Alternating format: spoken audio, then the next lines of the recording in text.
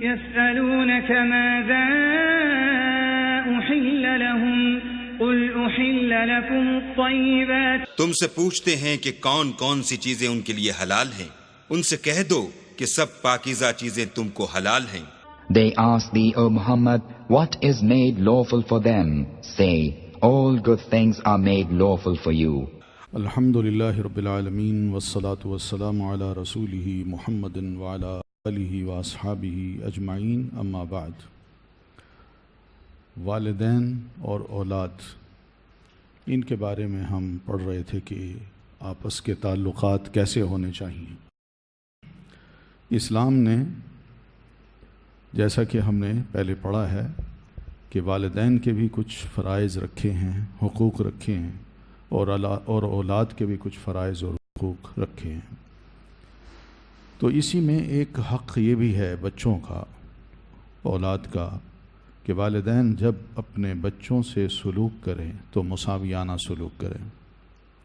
برابری کا، چاہے بیٹا ہے یا بیٹی ہے، دونوں کے ساتھ ایک جیسا سلوک کرنا فرض ہے۔ اور سلوک میں جہاں پیار ہے، محبت ہے، گفتگو ہے، اور ساتھ بیٹھنا ہے، اور کھانا پینا ہے، یہ سب چیزیں، وہاں کچھ اگر گفٹس دینے ہیں زندگی میں، والد دینا چاہتا ہے، چاہے وہ عید کا موقع ہے یا کوئی خوشی کا موقع ہے، تو اس موقع پر سب بچوں کے ساتھ، ساری اولاد کے ساتھ ایک جیسا سلوک کرنا فرض ہے۔ تو ہوتا یہ ہے کہ اکثر و بیشتر والدین کی ذرا سی ناراضگی کی بنا پر اولاد کو محروم کر دیا جاتا ہے، اور غصے کا اظہار کر کے اس کو کوئی تحفہ، گفٹس نہیں دیا جاتا، بلکہ اس کے سامنے دوسرے بچوں کو یا اولاد جو دوسری ہے اس کو گفٹ دے دیا جاتا ہے۔ تو یہ چیزیں باپ اور اولاد کے درمیان ایک بڑا فاصلہ قائم کر دیتی ہیں۔ تو دین یہ چاہتا ہے کہ دونوں کے درمیان تعلق بھی رہے، محبت بھی قائم رہے، اور اس کے ساتھ ساتھ والد اپنی بڑے ہونے کی وجہ سے، بزرگ ہونے کی وجہ سے اپنی اولاد کے ساتھ مساوی محبت کرے گا، تو اس سے بہتر اور کوئی اولاد نہ ہوگی۔ تو اس میں ہم یہ دیکھتے ہیں کہ نبی صلی اللہ علیہ وسلم نے خود فرمایا ہے کہ اعدلوا بین ابنائکم، اعدلوا بین ابنائکم، اعدلوا بین ابنائکم، اپنے بیٹوں کے ساتھ یا اپنی اولاد کے ساتھ مساویانہ سلوک کرو، اپنے بیٹوں کے ساتھ یا اولاد کے ساتھ مساویانہ سلوک کرو، اپنے بیٹوں کے ساتھ اولاد کے ساتھ مساویانہ سلوک کرو۔ تو یہ آپ کا ارشاد ہے، یعنی جہاں والد کو ایک بیٹا اچھا لگتا ہے اور باقی بیٹے اچھے نہیں لگتے، تو یہ سلوک برابر نہیں ہے، برابری کا نہیں ہے۔ اسی طرح بیٹے یا بیٹیاں ہوں تو ان میں بھی کسی کو ترجیح دینا، کسی کو زیادہ محبت کرنا اور باقیوں سے نفرت کا اظہار کرنا، یا اسی طرح کسی کو کوئی عطیہ دینا اور دوسرے کو نہ دینا، یہ سب جو آپ کا فرمان ہے، یہ سب اور ساری اولاد کے لیے ہے، اور یہ والدین کو کہا ہے۔ ایک صحابی تھے جن کا نام ہے بشیر ابن سعد الانصاری رضی اللہ عنہ۔ ان کی بیوی نے خاص طور سے اپنے لڑکے نعمان ابن بشیر کے لیے مالی عطیہ کا مطالبہ کیا، اور اس عطیہ کی توثیق کی غرض سے رسول اللہ صلی اللہ علیہ وسلم کو گواہ بنانے کے لیے کہا، میاں سے کہا کہ آپ جو عطیہ نعمان کو دیں، میرے اس بیٹے کو، اس پہ نبی علیہ الصلاۃ والتسلیم کو گواہ بنا لیں۔ تو سیدنا بشیر ابن سعد رضی اللہ عنہ آپ کی خدمت میں حاضر ہوئے اور عرض کی، اللہ کے رسول، میری بیوی چاہتی ہے کہ میں اس کے بیٹے کو اپنا غلام ہبہ کر دوں۔ تو یہ آپ نے فرمایا اس کے اور بھائی بھی ہیں؟ تو انہوں نے عرض کی جی ہاں۔ آپ نے فرمایا فَقُلْ لَهُمْ أَعْطَيْتَ مِثْلَ مَا أَعْطَيْتَهُ، کیا جس طرح اس بیٹے کو تو ہبہ کرنا چاہتے ہو، کیا سب بیٹوں کو تم نے ایسا ہی ہبہ دینا ہے؟ قال لا، تو انہوں نے کہا نہیں۔ قال، تو آپ نے فرمایا فلیس یصلح ھذا، یہ بات درست نہیں ہے، واننی لا اشہد الا علی الحق، میں سوائے حق کے کسی اور چیز پر گواہی نہیں دیتا۔ یہ آپ کے جو ارشاد ہے نا، یہ بات درست نہیں ہے، یعنی یہ درست اس لحاظ سے نہیں ہے کہ تم کسی کو عطیہ دو اور کسی کو نہ دو، اولاد تو تمہاری ہے ساری، ایک بیٹے کو دے رہے ہو اور باقی سب کو محروم کر رہے ہو، یہ غلط بات ہے، اور غلط بات پہ میں گواہی نہیں دیا کرتا۔ پھر ایک اور روایت ہے جس میں آپ نے خود فرمایا تھا لا تشہد علی جور، مجھے ظلم پر گواہ مت بناؤ، یہ ظلم ہے۔ ایک اور حدیث جس میں یہ الفاظ ہیں انی لا اشہد علی جور اشہد غیری، یوں بھی الفاظ ہیں کہ میں ظلم پر کوئی گواہی نہیں دیا کرتا۔ اور ایک روایت میں یہ کہ جاؤ کسی اور کو گواہ بنا لو۔ تو آپ فرماتے ہیں ان لبنیک علیک من الحق، تمہارے بیٹوں کا تم پر حق ہے کہ ان کے ساتھ یکساں سلوک کرو، ان تعدل بینہم، کہ ان کے ساتھ عدل کرو، یکساں سلوک کرو، کما لک علیہم من الحق ان یبروک، بالکل اسی طرح جس طرح ان پر تمہارا یہ حق ہے کہ وہ تمہارے ساتھ نیک سلوک کریں۔ تو یہ بات ہے جو آپ صلی اللہ علیہ وسلم نے ارشاد فرمائی۔ تو اس میں آپ کا ایک ارشاد یہ بھی ہے کہ اتقوا اللہ، اللہ سے ڈرو،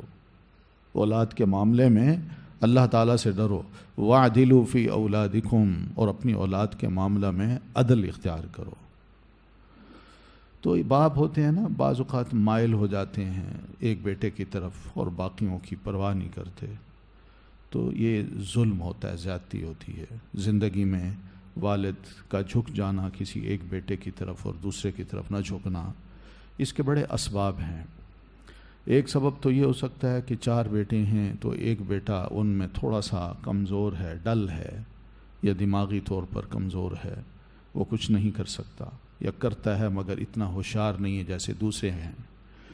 تو والد کا جھکاؤ اپنے اس بیٹے کی طرف ہو جاتا ہے کہ یہ سمجھدار بیٹے تو کما لیں گے مگر یہ کہاں سے کمائے گا، تو لہذا میں اس کو زیادہ دے دوں اور باقیوں کو نہ دوں۔ تو باقی جو ہیں وہ ذرا احتجاج کریں تو اس پہ والد اور سخت ناراض ہو کے ساری جائیداد اسی بچے کے نام کر دیتا ہے اور باقیوں کو محروم کر دیتا ہے۔ تو اس طرح کے کئی واقعات ہیں جو سننے میں بھی آئے ہیں، اور لوگوں نے، یعنی میرے پاس بھی ایک نوجوان آئے ماشاءاللہ، یعنی باہر کی اسٹینفورڈ یونیورسٹی تھی، وہاں سے MBA کر کے آئے، اور پھر جب واپس آئے تو والد نے دیکھا کہ بچہ ہوشیار ہے، سمجھدار ہے، تو اس نے ایک فیکٹری ان کو دی کہ بیٹا یہ فیکٹری تم چلاؤ۔ کہتے ہیں بالکل فیکٹری بند پڑی تھی، مشینری تباہ تھی، تو میں نے ہمت کی، سارا کچھ کر کے بالکل فیکٹری کو نیا بنا دیا۔ جو ہی نہیں بنی تو وہ چلنے لگی، تو والد نے مجھے کہا کہ بیٹا تم باہر آ جاؤ، تم باہر آ جاؤ، اور یہ فیکٹری اب تمہارے یہ بھائی چلائیں گے۔ تو انہوں نے چلانا شروع کر دی۔ پھر اس کے بعد یہ ہوا کہ اس نے، بیٹے نے کہا بابا مجھے بتائیں میں اب کیا کروں، کہنے لگے نہیں ابھی تم کچھ نہ کرو۔ تو والدہ سے بات کی، والدہ نے کہا بیٹا چپ رہو، کوئی معاملہ کچھ تھوڑا سا کوئی والد کی نظر میں کچھ اور ہو رہا ہے، تم خاموش رہو۔ تو میرے پاس آئے تو مجھے ساری سٹوری سنائی، تو میں نے کہا ٹھیک ہے آپ صبر کریں، ہو سکتا ہے ابا جان نے کچھ آپ کے لیے اور بہتر کچھ سوچ رکھا ہو۔ تو خیر وہ خاموش رہے۔ پھر پتہ چلا کہ وہ فیکٹری بھی ان کے نام کر دی، اس بیٹے کے نام کر دی۔ پہلی فیکٹری بھی ان کے نام تھی، اور دوسری فیکٹری جو انہوں نے صاف ستھری کی وہ بھی ان کے نام کر دی۔ آئے میرے پاس، کہنے لگے اب یہ کچھ ہو گیا ہے، میں کیا کروں؟ میں نے کہا آپ کوئی نہیں، آپ کہیں اور جاب شروع کریں، کوئی مسئلہ نہیں، اللہ خیر کرے گا۔ تو انہوں نے جاب شروع کی، تو والد نے کہا کہ تم اس گھر سے بھی نکل جاؤ۔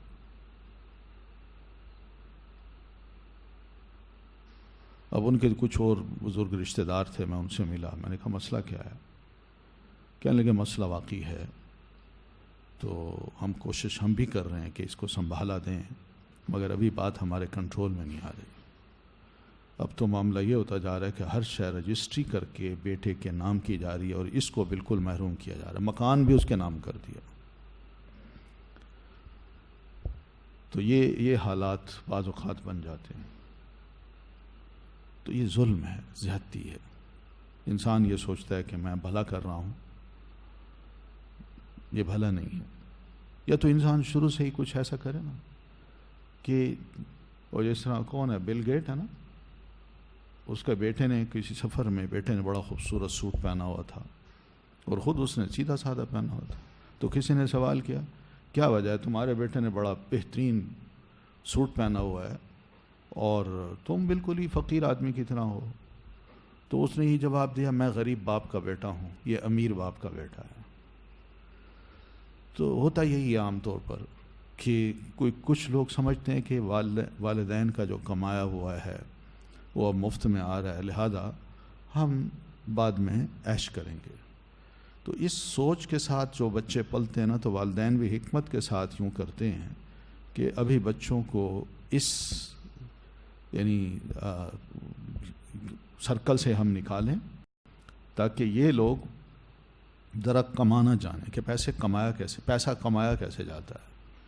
خون پسینہ ایک کریں گے، انہیں ذرا تکلیف ہوگی، کچھ باتیں لوگوں کی سنیں گے، کچھ باس کی ڈانٹ سہیں گے، تو یہ سب چیزیں جب سہیں گے تو ان کو بعد میں قدر ہوگی کہ والد کا کمایا ہوا پیسہ جو ہے یہ واقعی بڑا قیمتی ہے اور قابل قدر ہے۔ تو ایسے سٹیپس اگر والدین اٹھا لیتے ہیں تو یہ ان کی ایک حکمت ہوتی ہے، لیکن اگر خدا نہ خواستہ یہ نیت بن جائے کہ نہیں اس کو تو میں نے محروم ہی کرنا ہے اور ایک اولاد کی طرف بندہ جھکتا ہے، تو یہ ظلم ہے جس کو نبی علیہ الصلاۃ والتسلیم نے فرمایا اتقوا اللہ واعدلوا فی اولادکم، اللہ سے ڈرو اور اپنی اولاد کے معاملہ میں عدل اختیار کرو۔ تو امام احمد بن حنبل رحمہ اللہ سے پوچھا گیا کہ کیا کسی سبب کی بنا پر اپنی اولاد میں سے کسی کو ترجیح دینا جائز ہے، جیسے کسی لڑکے کے معذور یا حاجت مند ہونے کی بنا پر اسے ترجیح دینا؟ مثلا یہ سوال کیا، بچہ ایک معذور ہے، باقی ٹھیک ٹھاک ہے، اس کو ترجیح دی جا سکتی ہے کہ والد جو ہے نا اس سے زیادہ محبت کرے، اس کا ذرا زیادہ خیال کر لے، یا واقعی وہ ضرورت مند ہے اور دوسرے ضرورت مند نہیں ہیں، اتنے وہ کما رہے ہیں، ان کے پاس انکم کے سورسز ہیں مگر اس کے پاس نہیں ہیں، تو ایک والد اگر اس کی طرف جھکتا ہے تو کیا یہ ٹھیک ہے؟ تو المغنی ایک کتاب ہے جو فقہ حنبلی کی ہے، بہت اچھی کتاب ہے، عربی میں والیومز میں ہے، اس میں یہ لکھا ہے کہ اگر اولاد میں سے کسی کو کسی خاص وجہ سے ترجیح دی جائے، مثلا وہ حاجت مند ہو، معذور ہو، نابینا ہو، یا کثیر العیال ہو، یا مصروفیت علم ہو، علم میں وہ مصروف ہے، اس بنا پر ترجیح دی جائے، یا کسی لڑکے کو فسق اور بدعت وغیرہ میں مبتلا ہوتے دیکھا جائے، یا معصیت کی راہ میں خرچ کرنے کی وجہ سے عطیے سے محروم والد کر دے، تو ایسی صورت میں امام احمد بن حنبل جواز کے قائل ہیں، وہ کہتے ہیں ہاں ایسی صورت میں ترجیح دی جا سکتی ہے۔ ان کا کہنا ہے کہ جہاں تک بعض اولاد کے لیے وقف کر دینے کا تعلق ہے، یعنی زندگی میں انسان کہتا ہے بیٹا یہ مکان میں نے تمہیں دیا، یہ تمہیں دیا، یہ تمہیں دیا، تو ضرورتاً ایسا کرنے میں کوئی حرج نہیں ہے، ضرورتاً وہ ہوتا ہے۔ مثال کے طور پر کچھ بچے بڑے ہیں، کچھ چھوٹے ہیں، جو بڑے ہیں وہ اب ضرورت مند ہیں، والد ان کو زندگی میں کہتا ہے بیٹا میں نے یہ تمہیں دیا۔ اب یہ نہیں ہوگا کہ سب بچوں کے ساتھ ساتھ چلتے چلتے آئیں، جو 5 سال کا بچہ ہے اس کو بھی ویسا ہی سودا یا ویسی پراپرٹی یا ویسی ہی دولت اس کے ہاتھ میں تھما دی جائے، تو یہ درست نہیں ہے، بلکہ بڑوں کو دے دیا جائے، جب چھوٹے ہوں گے تو وہ بڑے ہوں گے تو اللہ چاہے گا ان کے لیے بھی کوئی نہ کوئی بندوبست ہو جائے گا۔ اور اگر بلا ضرورت بعض اولاد کو بعض کے مقابلہ میں ترجیح دی جائے بغیر کسی ضرورت کے، تو میں اسے مکروہ خیال کرتا ہوں۔ رہا عطا اور بخشش کا معاملہ تو اس کا بھی یہی حکم ہے، اس میں بھی یہی کچھ کیا جائے۔ یعنی عید کے روز مثلا سب بچے اکٹھے ہوئے، ایک بیٹے کی فیکٹری ہے، دوسرا بیٹا والد کے ساتھ رہ رہا ہے، اب عید کے روز دونوں آئے ہیں، تو اب والد جو ہے نا بیٹے کو، اپنے چھوٹے بیٹے کو زیادہ دے رہا ہے، 100 روپے دے رہا ہے بالفرض، اور بڑے کو 10 روپے دے رہا ہے یا 50 روپے دے رہا ہے، تو یہ بھی اس کا بھی حکم یہی ہے کہ اس میں یہی دیکھا جائے گا کہ ضرورت مند زیادہ کون ہے اور کس کو کیا ضرورت ہے، یا ضرورت ہے بھی کہ نہیں. تو یہ سب ایسی معاملات ہیں بہرحال جس میں تھوڑی سی سمجھ بوجھ والدین کو بھی ہونی چاہیے اور اولاد کو بھی ہونی چاہیے تاکہ یہ تعلقات اور باہمی رابطے جو ہیں وہ درست رہیں. رہا میراث کا معاملہ تو یہ تو اللہ کا قانون ہے، اس کی پابندی ہر صورت میں کرنی ہے. میراث تب شروع ہوتی ہے جب انسان فوت ہو جائے اور اس کا ترکہ اس کی اولاد میں ان آیت وصیہ کے آیت میراث کے مطابق تقسیم کر دی جائے. وہ مسئلہ ماشاءاللہ آپ سب جانتے ہیں. لیکن زندگی میں اگر والد ساری میراث کو اس خیال سے تقسیم کر دیتا ہے اور شریعت کے مطابق کہ کہیں بعد میں لڑائیاں نہ ہوں، کہیں بعد میں میری اولاد میں جو کمزور اولاد ہے وہ محروم نہ ہو جائے، یا طاقتور بیٹا جو ہے وہ اس پر قابض نہ ہو جائے، کوئی ایسے خطرات ہوتے ہیں، تو ایسی صورت میں زندگی میں والد اپنی سارے ترکے کو زندگی میں بچوں کو شریعت کے مطابق تقسیم کر سکتا ہے. وہ کر دے، اس میں بھی کوئی حرج نہیں ہے. ترکے کا مطلب یہ نہیں کہ بندہ فوت ہو، ٹھیک ہے وہ چھوڑ جاتا ہے، لیکن اس وقت جب وہ تقسیم کر رہا ہے تو اس کو اتنا پتہ ہے والد کو کہ اب میری عمر بڑی ہو گئی ہے، میں مزید کمانے کے قابل نہیں رہا، اب اولاد ہے، جو کچھ ہے وہ میں کما چکا، تو اس لیے بہتر یہ ہے کہ میں اپنی زندگی میں اس کو تقسیم کر دوں تاکہ بعد میں ان کے درمیان لڑائی نہ ہو. تو وہ طریقہ یہی ہے جو اللہ تعالیٰ کا بتایا ہوا قانون ہے کہ یوصیکم اللہ فی اولادکم للذکر مثل حظ الانثیین. تو بہرحال اس میں بھی کسی کو میراث کے معاملہ میں محروم کرنا، چاہے وہ لڑکا ہو یا لڑکی ہو یا بیوی ہو یا بیوی کی یعنی اولاد ہو، ان کو میراث سے محروم کرنا جائز نہیں ہے،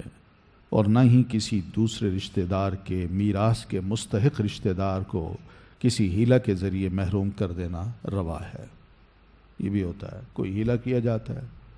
اور میراث پہ قبضہ کر لیا جاتا ہے. لوگ اس بات کو سوچتے رہتے ہیں کہ کوئی ہم ٹرکس استعمال کریں اور ہیلے کریں تاکہ دوسروں کو جو مستحق ہیں ان کو محروم کر دیں. تو یہ خاندانوں میں یہ چیزیں چلتی ہیں، لیکن بڑی عجیب سی صورتحال بنتی ہے. اللہ تعالیٰ نے میراث کا نظام اپنے عمل، عدل اور حکمت و علم کی بنا پر مرتب فرمایا اور ہر حقدار کو اس کا حق ادا کیا ہے. یعنی یہاں والد یا والدہ یا فوت ہونے والا کچھ بھی سوچے، مگر اللہ تعالیٰ زیادہ سوچتا ہے. اس کے ہر حکم میں بڑی حکمت ہے. ہم نہیں جانتے کہ فیوچر میں ان بچوں کے ساتھ کیا ہو، لیکن وقتی طور پر ایک والد کا جھکاؤ اگر ایک بچے کی طرف ہو جاتا ہے اور دوسرے کو محروم کرتا ہے تو نتیجہ تو ظاہر ہے کہ بچوں کے درمیان ایک رفٹ سی پیدا ہوگی، نفرت سی پیدا ہوگی، اور جو محروم ہوا ہے اس نے کبھی بھی والد کے لیے ہاتھ اٹھا کے دعا نہیں کرنی. اور جس کو سب کچھ مل گیا یہ بھی ہو سکتا ہے کہ وہ مرنے کے والد کے فوتگی کے بعد اسی مال کو ایسا اڑائے، ایسی ناقدری کرے کہ وہ بھی چند دنوں کے بعد خالی ہاتھ بیٹھ جائے. اور جس کو محروم کیا گیا ہے اللہ تعالیٰ ہو سکتا ہے اس کو بہت کچھ دے دے. انسانوں کے اپنے جو فیصلے ہیں نا، الہی فیصلوں کے مقابلے میں یہ پھر انتہائی غیر مناسب ہیں اور اس کے نتائج اچھے نہیں نکلے. لوگوں کو قانون الہی اور شریعت کی پابندی کرنے کی ہدایت کی ہے، لہذا جو شخص اس نظام وراثت کی مخالفت کرتا ہے وہ اپنے رب کو الزام دیتا ہے کہ تم نے میرے بچوں کے معاملے میں جو فیصلے کیے ہیں غلط کیے ہیں. گویا کہ آدمی کھلا قرآن مجید کی تاکید اور اللہ تعالیٰ کے اس حکم کی خلاف ورزی کر رہا ہوتا ہے. اللہ تعالیٰ نے میراث کے مسائل نہایت تفصیل کے ساتھ مختلف 3 آیتوں میں بیان فرمائے، اور پہلی آیت کے خاتمے پر فرمایا آباؤکم و ابناؤکم لا تدرون ایہم اقرب لکم نفعا. بس اتنا جان لو کہ تمہارے والد مرنے والوں، تمہارے والد دادا وہ یا تمہارے اپنے بیٹے، تمہارے مرنے کے بعد کون بلحاظ نفع تم سے قریب تر ہے تم نہیں جانتے. یعنی جس کو تم دے رہے ہو اسی طرح دو جیسے کہ میں نے کہا ہے، اللہ تعالیٰ فرماتے ہیں. لیکن تمہارا جھکاؤ اگر ایک طرف ہوگا تو تمہیں پتہ نہیں ہے کہ اس کا نفع ہوگا یا نقصان ہوگا. تو یہ وہ چیز ہے، یعنی پیسہ جس کو دیا اس نے اڑا دیا، غلط کاموں پہ لگا دیا اور ایک کو محروم کر دیا. یہی وہ حدیث ہے نا جو آپ صلی اللہ علیہ وسلم فرماتے ہیں کہ انسان ساری عمر نیک کام کرتا ہے حتیٰ کہ اس کے اور جنت کے درمیان ایک ہاتھ کا فاصلہ رہ جاتا ہے، اور مرتے وقت وہ کوئی ایسا فیصلہ کر جاتا ہے، ایسا عمل کر جاتا ہے کہ وہ فاصلہ ہٹ جاتا ہے اور وہ جہنم میں چلا جاتا ہے. یہ وہ فیصلے ہیں، اللہ تعالیٰ کی کھلم کھلا نافرمانی. تو اس کو اللہ تعالیٰ فرماتے ہیں آباؤکم و ابناؤکم لا تدرون ایہم اقربکم لکم. لکم پہ زور ہے کہ تم مر جاؤ گے اور بعد میں تمہاری اولاد میں کون ہے جو تمہیں فائدہ پہنچاتا ہے، دعائیں کرتا ہے، صدقات کرتا ہے، صدقہ جاریہ کرتا ہے، تم نہیں جانتے. فریضۃ من اللہ، یہ اللہ تعالیٰ کی طرف سے ایک فرض ہے، اس کو فرض سمجھ کے عمل کرنا ہے. ان اللہ کان علیما حکیما، اللہ کو زیادہ علم ہے، تم نہیں جانتے. اللہ نے جو حکم دیا وہ جانتا ہے کہ اس کی حکمت کیا ہے، تم نہیں جانتے. اسی طرح دوسری آیت کے خاتمے میں ارشاد فرمایا غیر مضار وصیۃ من اللہ واللہ علیم حلیم، بغیر کسی کو ضرر پہنچائے وصیت کرو، مگر نیت یہ نہ ہو کہ اپنی اولاد میں سے میں وصیت کر کے اس کو محروم کر دوں یا اس کو تھوڑا ملے. یہ ضرر ہوگا، تکلیف ہوگی جو کہ اپنے مستحق حقدار کو محروم کرنے کی ہوگی. وصیۃ من اللہ، یہ اللہ تعالیٰ کی طرف سے ایک وصیت ہے. وصیت کا مطلب تاکید ہے، ایک زوردار بات ہے، اس کو معمولی نہ سمجھنا. واللہ علیم حلیم، اور اللہ علم والا اور حلم والا ہے. اللہ کو بتایا کہ کیا اس کے نتائج نکلیں گے. اور حلیم کا مطلب یہ بھی ہے کہ اللہ کے اندر بڑا حوصلہ ہے. تم کرتے ہو اپنی تفریق محبت میں، عطا میں، میراث میں، اور اللہ کو بڑا غصہ آتا ہے، مگر اللہ تعالیٰ میں بڑا حوصلہ بھی ہے. تم بھی اس رنگ کو اپنے اوپر چڑھاؤ، غصے کو تھوکو، اور جو حکم میں دے رہا ہوں ویسے ہی کرو. تلک حدود اللہ، یہ اللہ تعالیٰ کی مقرر کردہ حدیں ہیں. حد کس کو کہتے ہیں؟ جو اللہ تعالیٰ قانون بنا کے ہمیں دے دے، رسول اللہ جو قانون بنا کے ہمیں دے دے. اگر اس کی نافرمانی کی جائے تو ایک سزا بھی ہوتی ہے، وہ حد ہوتی ہے.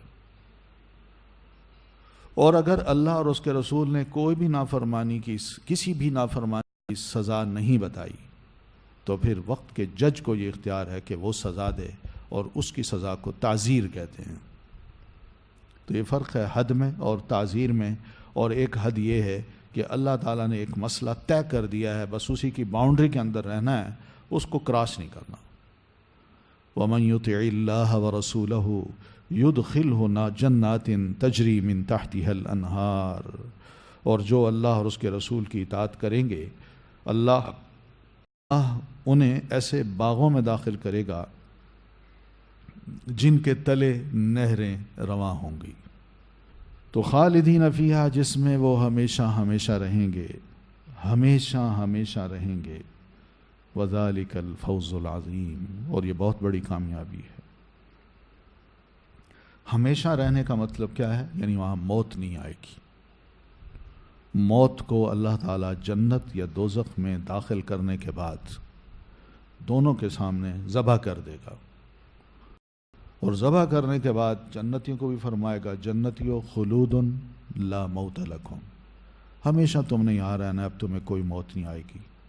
اور ادھر بھی اللہ تعالیٰ فرما دیں گے خلود لا موت لکم، ہمیشہ تم نے یہاں رہنا ہے، اب موت نہیں آئے گی. ثم لا يموت فيها ولا يحيا، وہ کیفیت ہوگی اب. اور تیسری آیت کے اختتام پہ یوں فرمایا یبین اللہ لکم ان تضلوا، اللہ تعالیٰ مسئلے کی وضاحت بیان کرتا ہے تاکہ تم نہ بھٹکو. لہذا جو شخص میراث کے معاملہ میں شریعت کی مخالفت کرتا ہے وہ اللہ کے واضح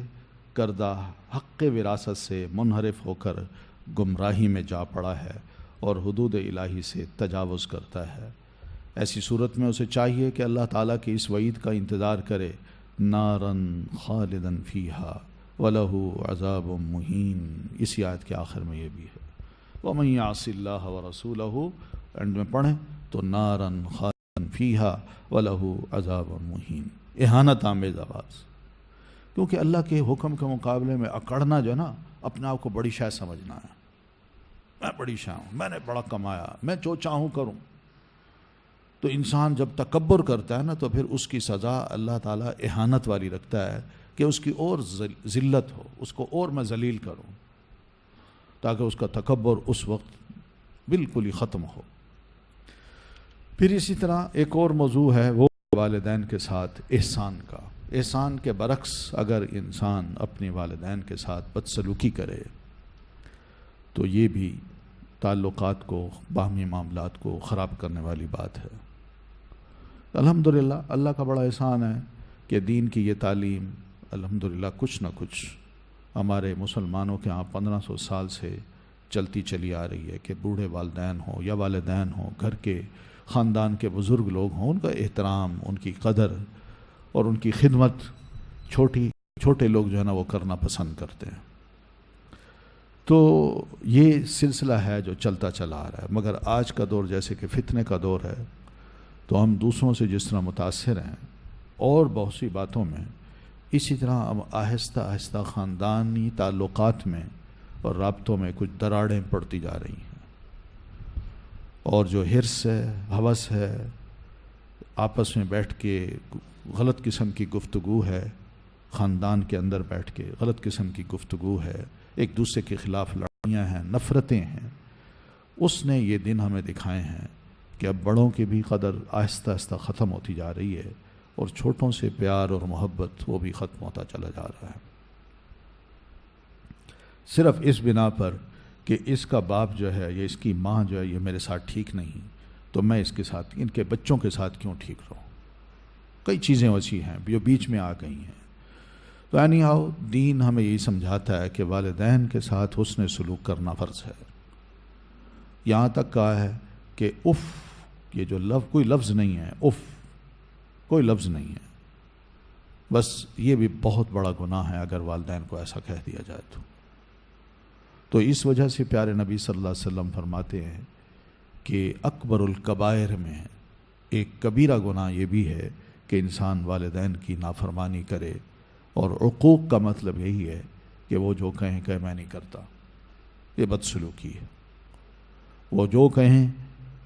نصیحت کریں وہ نہ مانے، بالکل اس کے اگینسٹ چلے، تو یہ عقوق میں آتا ہے، اور یہ بہت بڑا گناہ ہے۔ ان من اکبر الکبائر، آپ فرماتے ہیں۔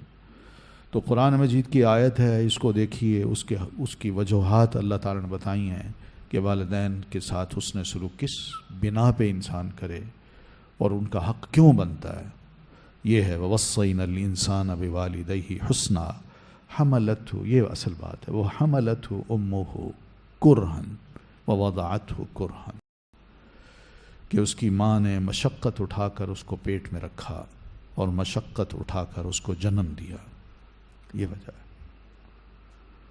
تو وہ روایت آپ نے سنی ہوگی کہ جناب سیدنا ابن عباس رضی اللہ تعالیٰ عنہما کے پاس ایک صاحب آئے، تو عرض کی، والدہ پاس بیٹھی تھی، بوڑھی والدہ تھی، یا سر پہ اٹھایا تھا، ان کو کندھوں پہ اٹھایا ہوا تھا، تو کہنے لگے کہ یہ میری والدہ ہیں، مدینہ کے فلاں دیہات سے میں چلا ہوں اپنی والدہ کو حج کرانے کے لیے، مگر میں نے اپنی والدہ کو کندھے پہ اٹھایا، وہاں سے چلتے چلتے پیدل میں آیا مکہ، اور پورے حج کے جتنے بھی شاعر ہیں وہ میں نے پورے کرائے ہیں اپنی والدہ کو اپنے کندھے پہ بٹھا کے، اور اب میں نے اپنی والدہ کو واپس بھی لے جانا ہے، تو کیا میں نے اپنی ماں کا حق ادا کر دیا؟ تو سیدنا ابن عباس رضی اللہ تعالیٰ عنہما نے ہلکی سی مسکراہٹ کے ساتھ فرمایا، یہ کیسے ممکن ہے بھائی؟ تمہاری والدہ نے جب تمہیں جنا تھا اور جس تکلیف سے وہ گزری تھی، اس تکلیف کو ایک طرف رکھ دو، اور اپنی ساری زندگی کی ایسی خدمت جو تم نے اب کی ہے اسی طرح ساری زندگی اپنی والدہ کی تم خدمت کرتے رہو، اس تکلیف کا تو ایک پارٹ ہی نہیں بنتی، ایک حصہ بھی نہیں بنتی۔ تو یہ دین ہے، دین جو والدہ کو، والد کو بڑی عزت دیتا ہے اور دلواتا ہے، والدین کو کہتا ہے کہ تم اچھی تربیت کرو، اس کا رد عمل، اس کا جواب جو ہے نا وہ اچھے سلوک سے ملے گا، اچھے سلوک سے۔ والد اپنا فرض ادا کرے، اولاد کو بچپن میں ہی کچھ ایسے طریقے سکھا دے، آداب سکھا دے کہ بڑے ہو کے وہ اپنے والدین کی قدر کریں، ان کی عزت کریں، ان کو اولڈ ہومز میں نہ بھیجیں۔ بس یہ ہے۔ باقی احادیث آپ پڑھ لیجئے کہ ماں کا جو درجہ ہے وہ والد سے زیادہ ہے۔ پھر اسی طرح آپ صلی اللہ علیہ وسلم نے یہ کبیرہ گناہ کے بارے میں بھی وضاحت فرمائی ہے، اور ساتھ یہ بھی فرمایا کہ کل الذنوب یؤخر اللہ منہا ما شاء الی یوم القیامہ، قیامت کے روز اللہ تعالیٰ سب گناہوں کا حساب کتاب ذرا چاہے تو مؤخر کر سکتا ہے، الا عقوق الوالدین، لیکن والدین کی نافرمانی کا جو گناہ ہے اس کو مؤخر نہیں کرے گا، اس کا فوراً حساب کتاب لے گا۔ فإن اللہ یعجلہ لصاحبی فی الحیات قبل الممات، اللہ تعالیٰ اس کا بدلہ موت سے پہلے اس زندگی ہی میں دے دیتا ہے جو شخص اپنے والدین کی نافرمانی کرتا ہے۔ حقیقت کئیوں کو دیکھا ہے کہ والدہ نے بس ایسی زندگی میں کبھی تنگ آ کے اپنے بچے کے بارے میں یہ بات کر دی، کوئی بد دعا دے دی، بس آتی ہے پھر مصیبتیں جو شروع ہوتی ہیں نا اولاد پر، وہ کاؤنٹ کرتے رہتے ہیں اور آخر میں مانتے ہیں کہ یہ والدہ کی بد دعا ہے، یہ والد کی بد دعا ہے۔ تو والدین جب بڑھاپے کو پہنچ جائیں تو ان کے ساتھ اچھا برتاؤ کرنے کی آپ صلی اللہ علیہ وسلم نے بڑی تاکید فرمائی ہے، کیونکہ اس وقت وہ کمزور ہو چکے ہوتے ہیں اور اولاد جوان ہو چکی ہوتی ہے۔ جوانی کا جوش، جذبہ اور اس میں تیزی، پھرتی، وہ والدین کو ذرا خیال یہ آتا ہے بڑھاپے میں بھی کہ یہ جتنا بڑا بھی ہے نا لیکن ہے بچہ، میرے سامنے بچہ ہے، اس کو یہ ضرور خیال آتا ہے کہ خدا نخواستہ اس بچے کو تکلیف نہ ہو جائے، بیٹا کہاں جا رہے ہو، کیا کھا رہے ہو، کیوں کھا رہے ہو، کہاں کب واپس آؤ گے۔ یہ سب باتیں جو والدین بار بار کرتے ہیں بڑھاپے میں، صرف اس لیے کہ ان کو ایک خوف سا ہوتا ہے کہ ہمارا یہ سہارا ہے، اللہ تعالیٰ نے اولاد دی ہے، جوان ہوئے ہیں، ان کو کوئی تکلیف نہ پہنچے ہمارے جیتے جی۔ مگر بچے یہ سمجھتے ہیں کہ والدین نے ابھی تک ہمیں بچہ ہی سمجھا ہوا ہے، چاہے کتنے ہی بڑے ہو جائیں۔ 80 سال کا والد اپنے 60 سال کے بیٹے کو ابھی بھی ننھا کہتا ہے، وہ حالانکہ دادا بن چکا ہے لیکن پھر بھی وہ بچہ ہے اس کے سامنے۔ تو ایسی صورت میں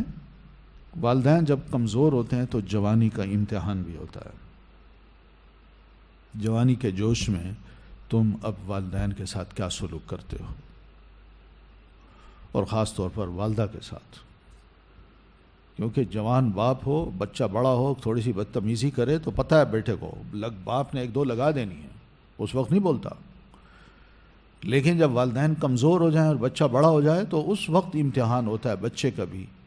اور والدین کا بھی۔ تو بہرحال قرآن مجید کی یہ تاکید ہے، وَقَضَىٰ رَبُّكَ أَلَّا تَعْبُدُوا إِلَّا إِيَّاهُ وَبِالْوَالِدَيْنِ إِحْسَانًا إِمَّا يَبْلُغَنَّ عِندَكَ الْكِبَرَ أَحَدُهُمَا أَوْ كِلَاهُمَا فَلَا تَقُل لَّهُمَا اُفٍّ، ایک کام، وَلَا تَنْهَرْهُمَا، دوسرا کام، بالکل نہیں ڈانٹنا، اونچی آواز سے بولنا نہیں ہے ان کے سامنے، اور آواز میں کوئی ڈانٹ نہ ہو۔ وَقُل، بلکہ اس کے بدلے میں تم کیا کہو، ان دونوں کو کہو قولاً کریما، شریفانہ لہجے میں ان سے بات کرو۔ وَاخْفِضْ لَهُمَا جَنَاحَ الذُّلِّ، ان کے سامنے عاجز بن کے بچ جاؤ۔ وَقُلْ، اور ان کے لیے دعا بھی کرو، رَبِّ ارْحَمْهُمَا كَمَا رَبَّيَانِي صَغِيرًا، میرے مولا ان پر رحم فرما جس طرح انہوں نے بچپن میں مجھ پر رحم فرمایا تھا، مجھے پالا تھا، مجھ پر ترس کھاتے تھے، ان کے دل میں محبت تھی، بچہ ہے، چھوٹا ہے، تکلیف نہ ہو۔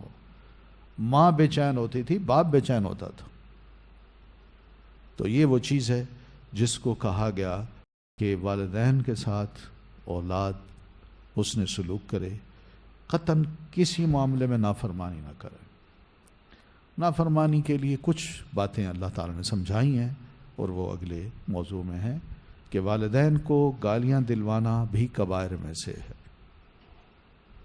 خود گالی دینا تو بہت بڑی بات ہے، لیکن گالی کا سبب بن جانا کہ دوسرے والدین کو گالی دیں اولاد کی وجہ سے، تو یہ بھی کبیرہ گناہ ہے۔ اور اس کا طریقہ یہی ہوتا ہے کہ ایک انسان دوسرے کو باپ کی گالی دیتا ہے، وہ بھی پلٹ کے اس کے باپ کو گالی دیتا ہے۔ تو اس طرح آپ فرماتے ہیں کہ تم نے چونکہ دوسرے کو گالی دی، دوسرے کے باپ کو گالی دی، تو اس نے پھر تمہارے والد کو گالی دی، تو تم اپنے والد کو گالی دلوانے کا سبب بن گئے۔ یہ آپ کا ارشاد ہے۔ آپ فرماتے ہیں ان من اکبر الکبائر ان یلعن الرجل والدیہ، کہ بڑے گناہوں میں ایک گناہ یہ بھی ہے کہ انسان اپنے والدین پر لعنت کرے۔ آپ نے جب یہ فرمایا تو فاستغرب القوم ان یلعن رجل عاقل مؤمن والدیہ، کہ یہ بڑی عجیب بات ہے کہ ایک شخص جو مومن ہو، عقل مند ہو، وہ اپنے والدین کو گالی دے یا ان پر لعنت کرے، وَهُمَا سَبَبُ حَيَاتِهِ، جبکہ وہ دونوں اس کو زندگی بھر پالتے رہے۔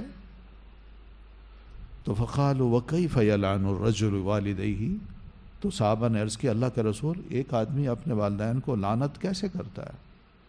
ہمارے ہاں تو یہ کلچر نہیں ہے۔ تو آپ نے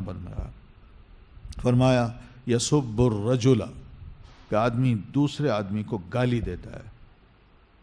فیسب اباہ، تو وہ اس کے باپ کو گالی دیتا ہے جواب میں، ویسب امہ، یا پھر اس کی ماں کو گالی دیتا ہے، تو پھر وہ جواب میں فیسب امہ، وہ اس کی ماں کو جواب میں گالی دیتا ہے۔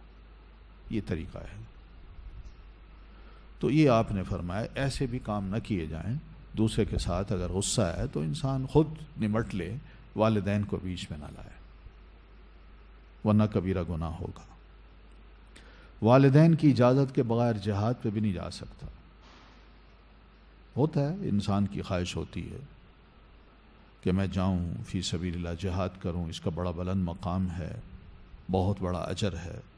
مگر سیدنا عبداللہ ابن عمرو بن عاص رضی اللہ عنہما وہ فرماتے ہیں جاء رجل الی نبی اللہ صلی اللہ علیہ وسلم، ایک شخص اللہ کے نبی صلی اللہ علیہ وسلم کے پاس حاضر ہوا،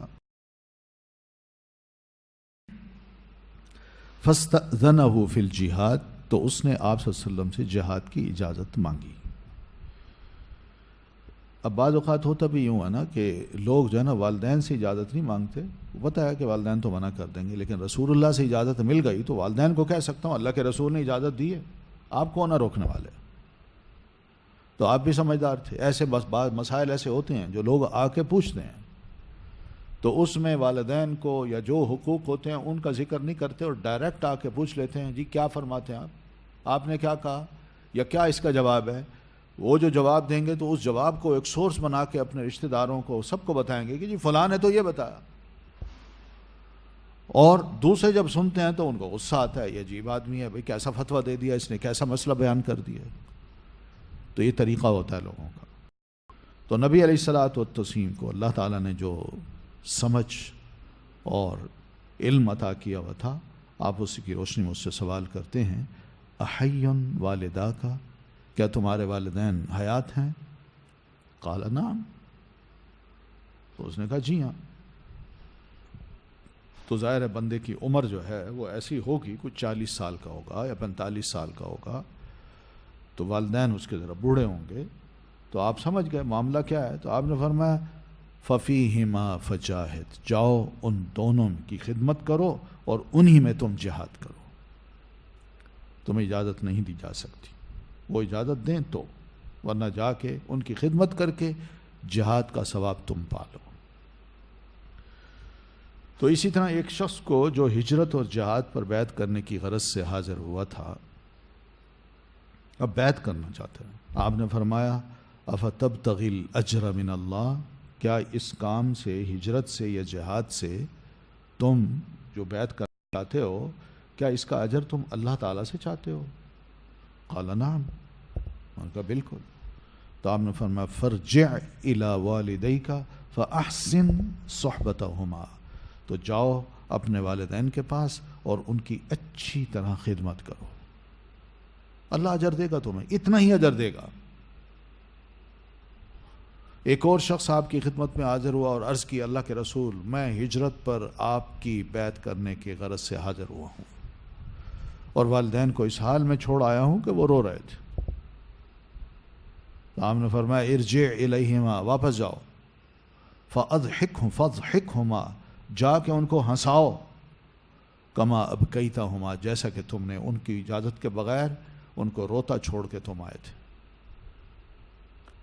اسی طرح یمن کا ایک شخص ہے، وہ آپ کی خدمت میں ہجرت کر کے حاضر ہوا،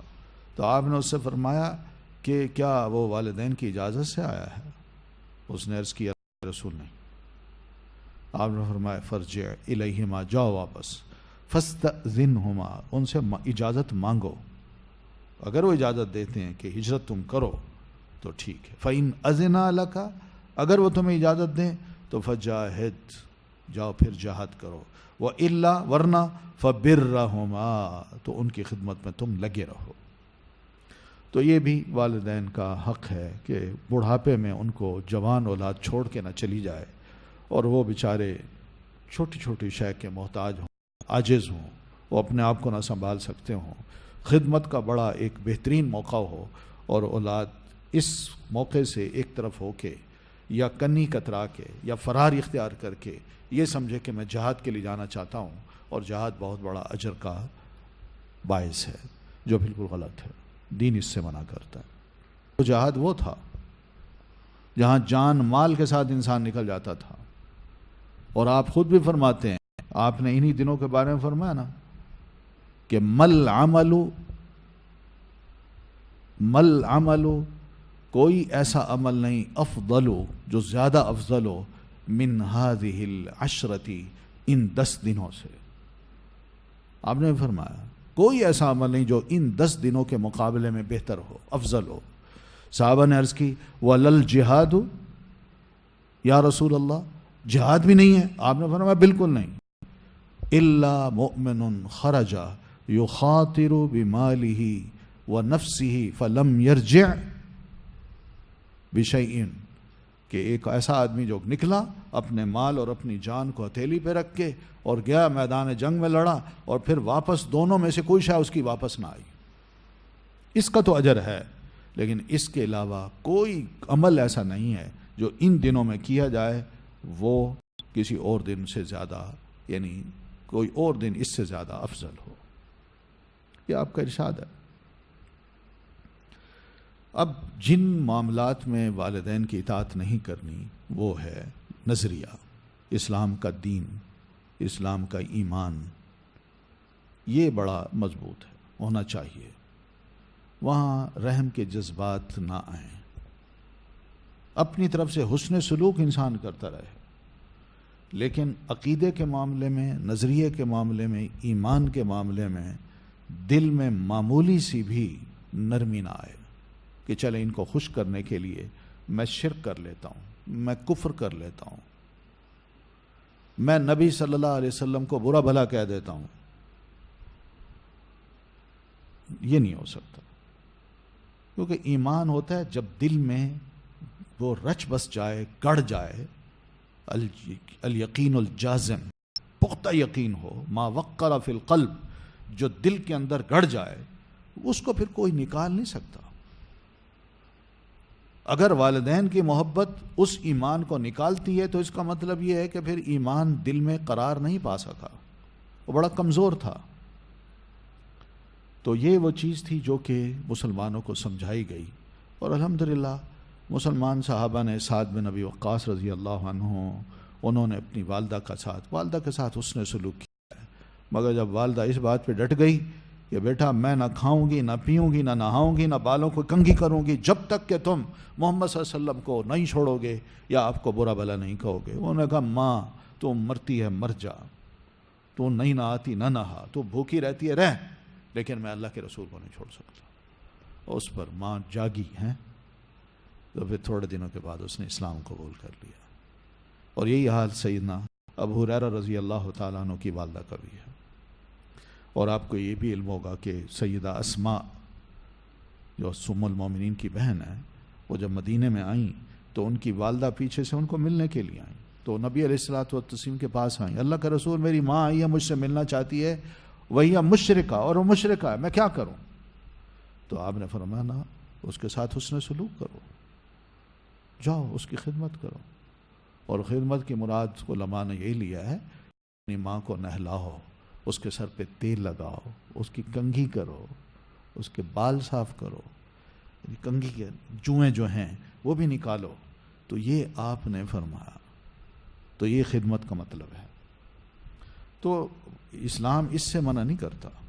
کہ والدین بوڑھے ہو جائیں، ان کا نظریہ کچھ اور ہو، اولاد کا کچھ اور ہو، تو اولاد جو ہے نا غصے میں آ کے اپنے والدین کو مشرک سمجھ کے، کافر سمجھ کے چھوڑ دے، نہیں یہ کافر ہے، بس